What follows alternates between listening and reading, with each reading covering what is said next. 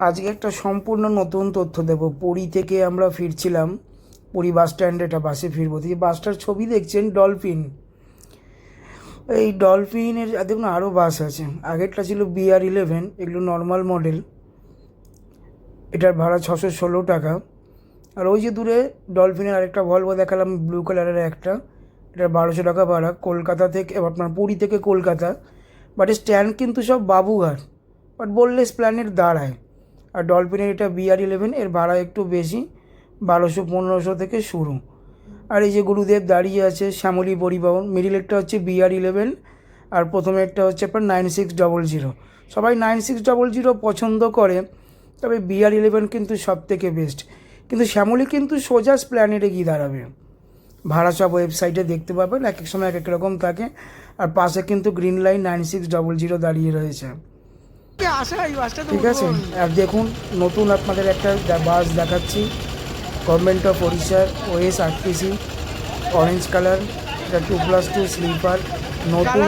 Maximum লোক এটা চলেনি, আমার দেখে প্রচণ্ড লোভ লেগেছে যে এই বাসটা করে চড়েই আমি যাব, আমার খুব ইচ্ছা। তো সেই জন্য অনলাইনে এটারই টিকিট কেটেছিলাম। এর আরেকটা হচ্ছে এরকম গ্রিন কালারের, আসানসোল যায়, আপনার কলকাতা বাবুঘাট আসে। তো দেখুন ওই যে উল্টো দিক থেকে যে আরেকটা বাস দেখতে পাচ্ছেন অরেঞ্জ কালারের, ওটা আসানসোল যাবে। আর আমাদের থাকবে এই গ্রিন কালারের বাসটা। তো আগে আসানসোলের বাসটা আগে বেরিয়ে গেল। এর ভাড়া কিন্তু আপনার মোটামুটি 1000 টাকা থেকে 1200 টাকা। তবে আপনাদেরকে বারবার করে বলে দিই, এই বাসের সাইজ এত বড়, কমফোর্ট এত সুন্দর যে সিরিয়াসলি মানে বলে বোঝানো যাবে না। 9600 গভর্নমেন্ট অফ ওড়িশার বাস, পুরো বাবুঘাট পর্যন্ত আসে। এটাতে ব্যবহার খুবই ভালো। তো বাসে উঠতে না উঠতে রূপসা নিজের জায়গা নিয়ে নিয়েছে একদম আগের মতো। ওপরে এরকম লাগেজ রাখার জায়গা আছে, সাইডেও আছে। এখানে চার্জার পয়েন্ট আবার দুটো, এই সিটের পাশে দেখুন কোনায়, ওইখানে দুটো পয়েন্ট আছে। উপরে এখানটায় এসির অপশান রয়েছে, এসি আপনাদের মতো ইচ্ছে এখানে এই বাসটাতে আবার এসি কমিয়ে বাড়িয়ে নিতে পারেন, এই একটা সুবিধা। আর সিট দেখুন, সিটের কোয়ালিটি অসাধারণ। সাইকেল নিয়ে আপ ডাউন করতে হবে সিটে এত দূরে। আর এই যে ড্রাইভারের কেবিন, এটা ড্রাইভার নিচে এই জায়গাটাতে বসে, এবং এরা সব উড়িয়া ভাষায় কথা বলছিল, আমি তো বুঝতে পারছিলাম না। আর সিট ক্যাপাসিটি খুব সুন্দর, হাত পা ছড়িয়ে বসে যাবে, লেগ স্পেসও রাখা যাবে। লেগ স্পেস অনেক বড়, অনেকটাই বড়। জানলা এরকম পর্দা সবই দেওয়া রয়েছে। আর এসি উঠতে না উঠতেই দেখছি খুব ঠান্ডা, ভালোই ঠান্ডা এসি। এই যে এসি নাকও আমার ঠান্ডা লাগবে। এই যে চার্জার পয়েন্টের ফটোটা আপনাদের দেখালাম, দুটো মোবাইল চার্জ দিতে পারবেন, কিন্তু USB কেবল ইউজ করতে হচ্ছে। আর এই যে রূপসার পায়ের দিকে নিচে এখানে শ্যামলী পরিবহনের মতো এইখানেও একটা চার্জার পয়েন্ট দিয়েছে। এইখানে আবার আপনারা চার্জারের প্লাগ গুঁজে আপনারা মানে অ্যাডাপ্টার গুঁজে আপনারা চার্জ দিতে পারবেন। ক্যামেরা আছে বাসের মধ্যে, এরকম জিনিস চুরি হলে অসুবিধা নেই। ঘড়ি আছে, টেম্পারেচার দেখায় এসির, এরকম পর্দা দিয়ে ঢাকা থাকে সামনেটা, যাতে কারোর আলোতে ডিস্টার্ব না হয় যাত্রীদের। এরকম সুন্দর ব্যবস্থা আছে এই বাসটার মধ্যে। এই ভিডিওটা করছিলাম যখন আমরা প্রায় কলকাতায় চলে এসেছি।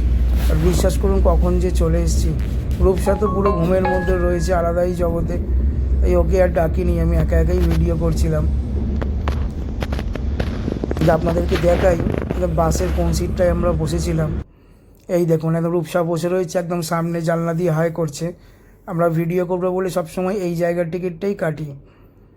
আর জার্নির ভিতরের দিক দিয়ে আপনাদের দেখাচ্ছি। এই দেখুন বাসটা যখন চলছে আপনাদের মনে হবে যেন আপনারা সিরিয়াসলি আপনারা ট্রেনে বসে আছেন। এত স্মুথ জার্নি, এত স্মুথ জার্নি, মানে সিরিয়াসলি মানে মনে হবে যেন আপনার টিকিট কেটে ভাড়া দিয়ে এই বাসে করে বসে খুব শান্তি। ভুবনেশ্বরে একটা স্টপেজ দেবে, আবার আপনার যে কটা বোর্ডিং পয়েন্ট থাকে ওখান থেকে প্যাসেঞ্জার তুলবে।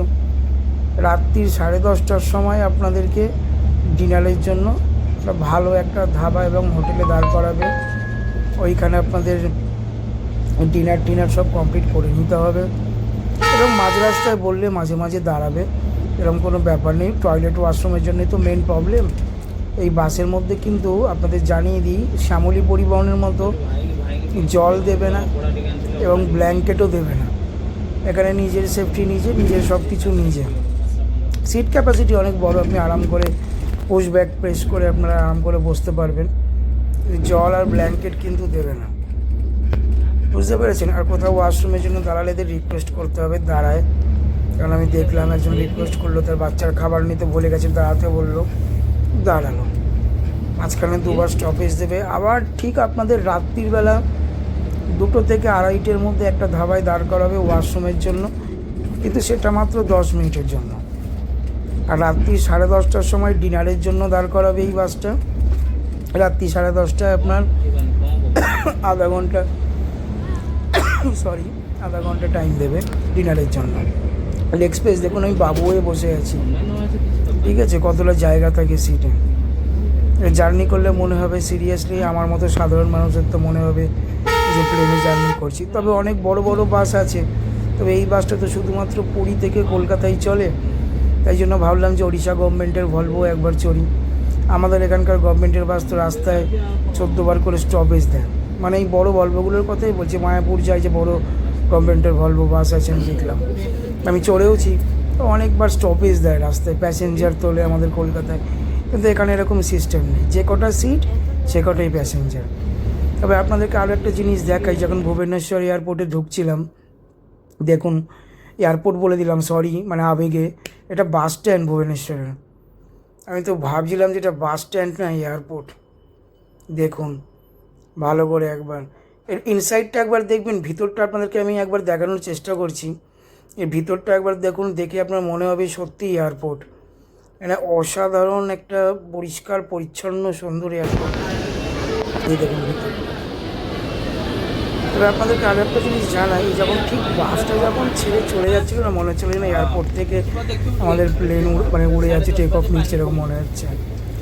তবে একটা জিনিস জানি রাখি, এই বাস কিন্তু পুরী বাস স্ট্যান্ড থেকে যখন ছাড়ে, যদি প্যাসেঞ্জার ভরে যায়, মানে বোর্ডিং টাইম ছিল 6:15, কিন্তু আমাদের কিন্তু বাস ছেড়ে দিয়েছিল, যেহেতু প্যাসেঞ্জার ভরে গিয়েছিল, 5:50 ছেড়ে দিয়েছিল। কিন্তু সকালবেলা কলকাতায় এখানে পৌঁছানোর টাইম ভোরবেলা 5টার সময়, আধ ঘন্টা ডিলে করেছে।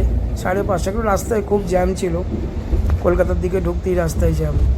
চলুন, অসংখ্য ধন্যবাদ। ভালো লাগলে শেয়ার করবেন, লাইক দেবেন, কমেন্ট করবেন। ওকে, থ্যাংক ইউ সো মাচ।